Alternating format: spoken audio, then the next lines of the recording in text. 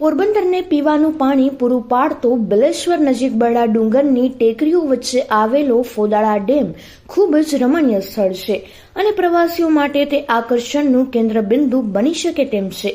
પોરબંદરની ગોઢાણીયા મહિલા કોલેજની કેટલીક યુવતીઓના ગ્રુપે આ ડેમ સાઇટની મુલાકાત લીધી હતી અને ત્યાંનું સૌંદર્ય નિહાળીને તેઓ મંત્રમુગ્ધ બની હતી. તેઓએ જણાવ્યું હતું કે ખૂબ જ માનસિક શાંતિ મળે તેવું આ સ્થળ ખૂબ જ રમણીય છે. સરકાર પોરબંદર જિલ્લાને પ્રવાસન ક્ષેત્રે વિકસાવવાની વાતો કરી રહી છે, ત્યારે આ ડેમ સાઇટને વિકસાવીને વધુને વધુ પ્રવાસીઓ લાવી શકાય તે માટે વ્યવસ્થાઓ કરવી જોઈએ તેવી લાગણી દર્શાવી હતી.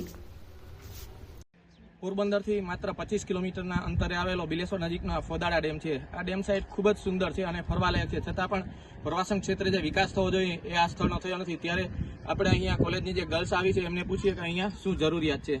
શું છે આપનું નામ? મારું નામ પંડ્યા મીરા. મીરાબેન, તમે અહીંયા ફરવા માટે આવ્યા છો તો અહીંયા તમને કેવી અનુભૂતિ થઈ? અહીંયા ખૂબ જ કુદરતી સૌંદર્યનો નજારો છે, પાણી છે, એટલે ખૂબ જ રમણીય દ્રશ્ય છે, પહાડ છે, બહુ સરસ જ છે. પણ હજી જો આનો વિકાસ કરવામાં આવે તો એમ પ્રવાસન સ્થળ તરીકે વિકાસ પામી શકે. તો આ હતા મીરાબેન કે જેમણે એમનો મત દર્શાવ્યો કે અહીંયા પ્રવાસન ધામ તરીકે વિકસાવવામાં આવે અને સારી એવી સુવિધાઓ ઉપલબ્ધ કરવામાં આવે તો બહારથી પ્રવાસીઓને અહીંયા લાવી શકાય. પોરબંદર જિગ્નેશ પોપટ.